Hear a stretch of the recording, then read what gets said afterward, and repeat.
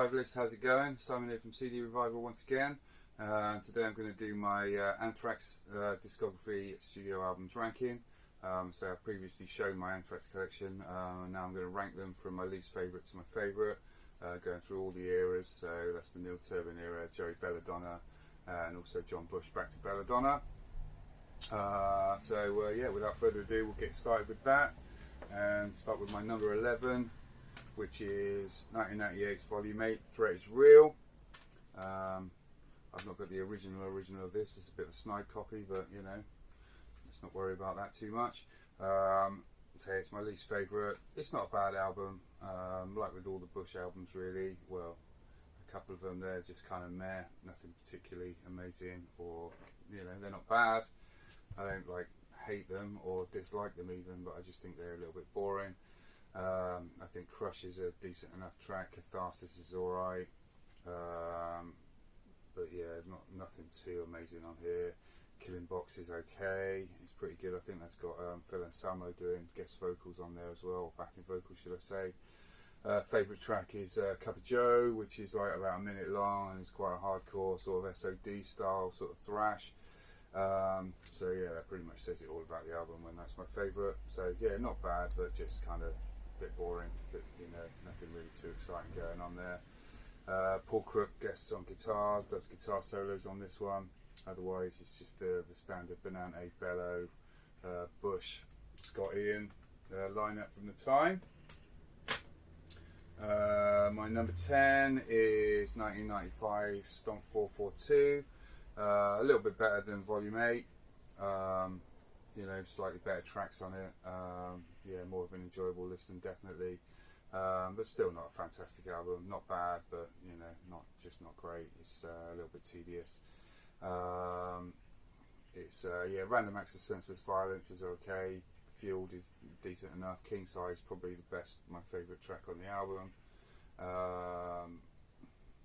Everything else is a little bit, you know, meh. American Pompeii's okay, but yeah, not an awful album. Paul Crook once again on guitars on this one, but yeah, definitely near the bottom of the pile for me. So that's Stomp 442 from 1995.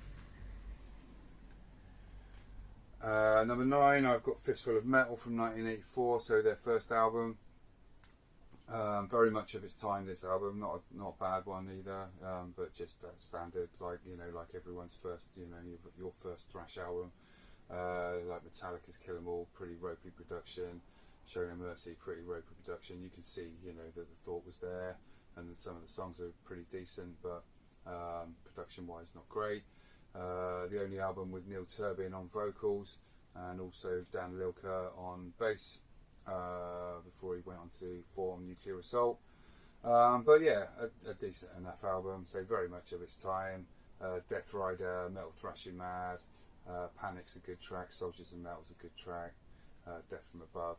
They're all, you know, it's decent enough, but let's say production's ropey.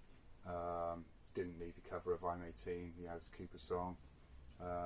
Cover obviously horrendous, but yeah, not a bad album. So that's number 9, Fistful of Metal from 1984, their debut album. Next I've gone for 2003's We've Come For You All, which is the last album they did with John Bush. It's got Rob Kedger on there as well on lead guitar, he produced it also. And yeah, a decent album to finish off with for Bush. A lot heavier than the previous two. You can tell when, you know, What Doesn't Die starts off, he's got that real, like, great guitars, and also Charlie's drums really kick in. It's, you know, sounds like good old Anthrax, to be honest with you. Superhero's good. Refuse to Be Denied's a decent one. Safe Home's quite a good one, although that's a little bit lighter, but still good. Black Dahlia is a really good track. Strap It On and Cadillac Rockbox, I think they've both got Dimebag doing the solos on them. Yeah, really decent album actually, this one, so not bad at all.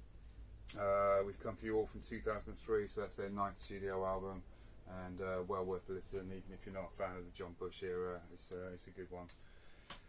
Sound of White Noise is next from 1993, so that's my number 7. First album with John Bush, last album with Dan Spitz on lead guitar. Yeah, good album. it's pretty heavy, this one, so it didn't really drop too much from the one before. Potter's Field is a good opener. Only's a little bit more like, you know, produced and commercial, I guess. Room for One More is really good. Invisible's I do enjoy that one. Black Lodge, not so much. Dave Jordan and Anthrax produced this one. But yeah, not a bad album at all. So yeah, Sound of White Noise from 1993, their 6th studio album in total. First with Bush, and yeah, good, worth a listen. That's my number 7.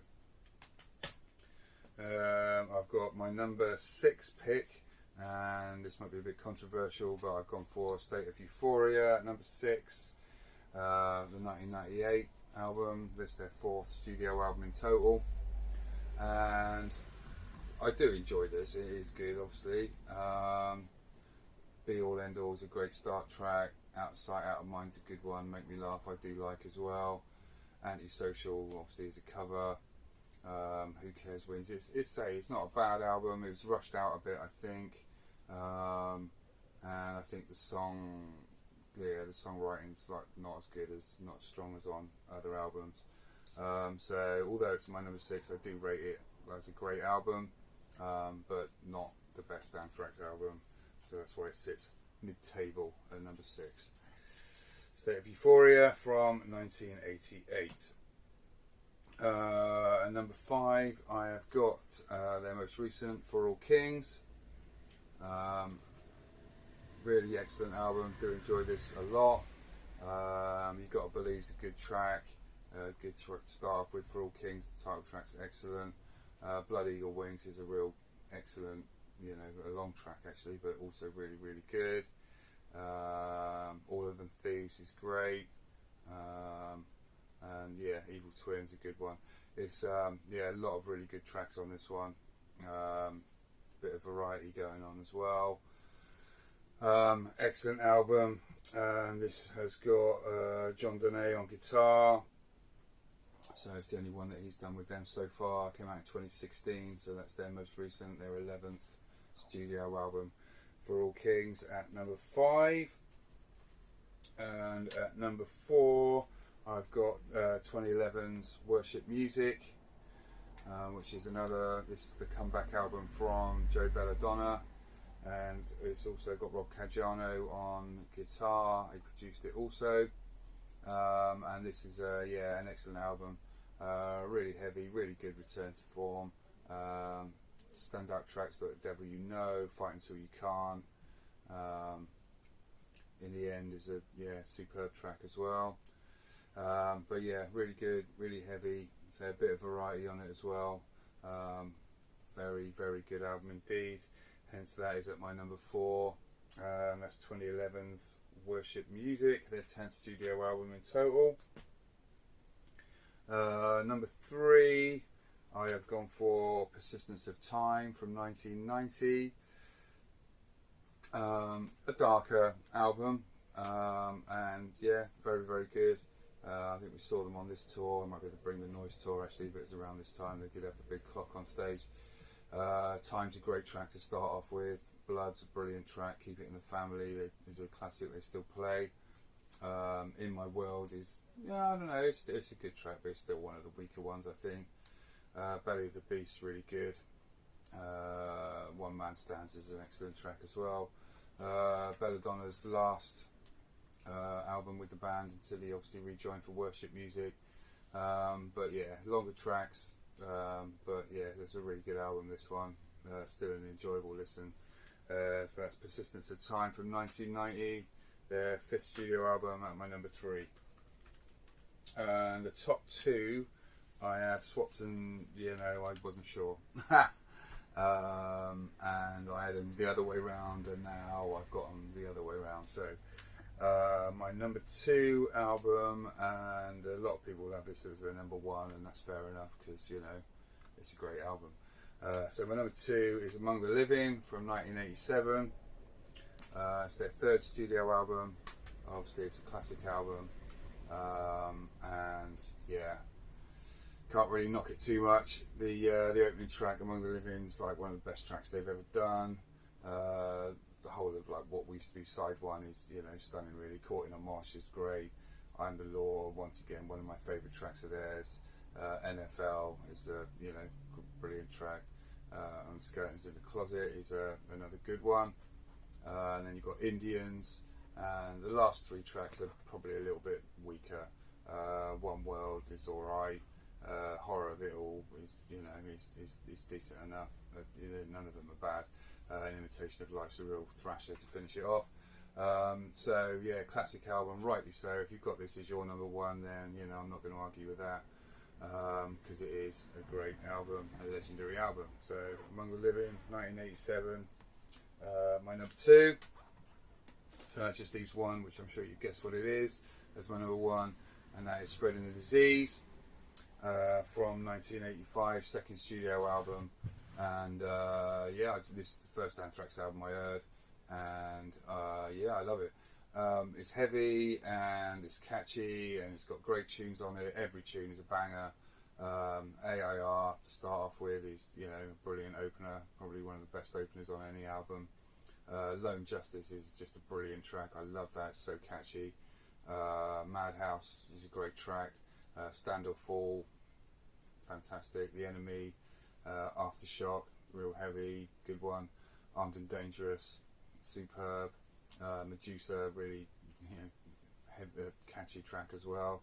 And then Gung Ho to finish off, which is an absolute thrasher. Nearly a perfect album, I would say. Production could be a little bit better, but still a fantastic album. So I did and with this and Among, but this one just had it just because of the consistency, and the fact that the catchiness and the songs and just everything about it is just superb. So that's my number one, is Spreading the Disease from 1985, and that is my final word on the matter. Hope you enjoyed my Anthrax ranking. Let me know if you agree or disagree. I'm sure there'll be people that will disagree with my choices, but they are my choices, and everyone's got their own opinions, so rightly so. Thanks, like and subscribe, and I will catch you next time for the next video. Thanks very much for watching. Take it steady.